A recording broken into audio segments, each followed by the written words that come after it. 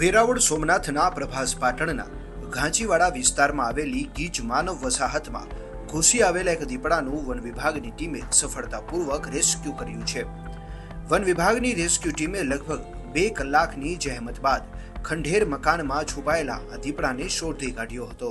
અમે 4 बजे અહીંયા આવ્યા હતા ત્યારે અમારો પહેલા 3 बजे આવ્યા હતા તો 3 बजे से અમને દેખાડો કે હશે ગઈ પછી 4 बजे આવ્યા તો 4 बजे से 2 પકડા પકડી એક પકડી લીધી એક માર નાખો અને બીજો લઈને જાતો હતો તો અમારા ભાઈ છે મારા ભાઈ પરોસ એ જોવા ગયા તો એને પેલા 5 દોસ્તારને બોલાવ્યા કે છે જ કે નહીં તો જોયું તો કે હા છે। પછી અહીંયા અમે સાહેબને ફોન કર્યા સાહેબે બધી કાર્યવાહી કરી અને સારી મેં કોશિશ કરીને પકડી હા સાહેબ પકડાઈ ગયું છે અને વન વિભાગે ફૂલ મહેનત કરીને કોશિશ કરી 3-4 કલાક મહેનત કરીને પછી રેસ્ક્યુ કરીને પકડી લીધો છે અને સારી કામ કરી રેસ્ક્યુ કરાયેલા દીપડાને વધુ સારવાર અને સંભાળ માટે અમરાપુર એનિમલ કેર સેન્ટર ખાતે ખસેડવામાં આવ્યો છે। વેટનરી ડોક્ટરની ટીમે દીપડાને ટ્રેન્ક્યુલાઇઝ કરીને બેહોશ કર્યો હતો। અંદાજે 1 થી 2 વર્ષની ઉંમરનો આ નર દીપડો હોવાનું જાણવા મળ્યું છે।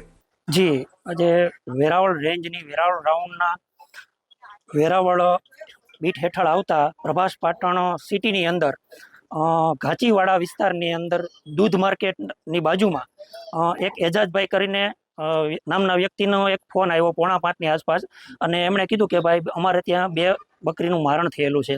એટલે એને આધારે અમે સ્ટાફને ત્યાં મોકલો ને એનું એવું પણ કહેવાનું હતું કે અમારા બાજુના ઘરમાં એ દીપડો છુપાઈ ગયો છે। બાદ અમને સ્થળ પર તાત્કાલિક સ્ટાફને મોકલેલો અને સ્ટાફે જોઈને કીધું કે ખરેખર આ દીપડો છે જ। એટલે બાદ અમે ડૉક્ટરની ટીમ અમરાપુરથી બોલાવી અને એનું રેસ્ક્યુ કરી સીધું એમને અમરાપુર એનિમલ કેર સેન્ટર ખાતે ખસેડવામાં આવેલો છે। અને જે રેસ્ક્યુ થયેલું છે એ દીપડો જીવ એક નર ઉંમર વર્ષ 1 થી 2 માં પકડાયેલો છે। જી સવારે 4:45 વાગે તમામ સ્ટાફ અહીં સ્થળ ઉપર પહોંચી ગયેલો બાદ ડૉક્ટરની ટીમને તમામ સ્ટાફ 7 વાગે રેસ્ક્યુ ચાલુ કરેલું અને 2 કલાક રેસ્ક્યુ ચાલેલું 9 વાગે રેસ્ક્યુ પૂર્ણ થયેલું છે। જી ડૉક્ટર શ્રી દ્વારા ટ્રેન્ક્યુલાઇઝ ગન દ્વારા તેમને બેભાન કરી અને રેસ્ક્યુ કરવામાં આવેલું છે।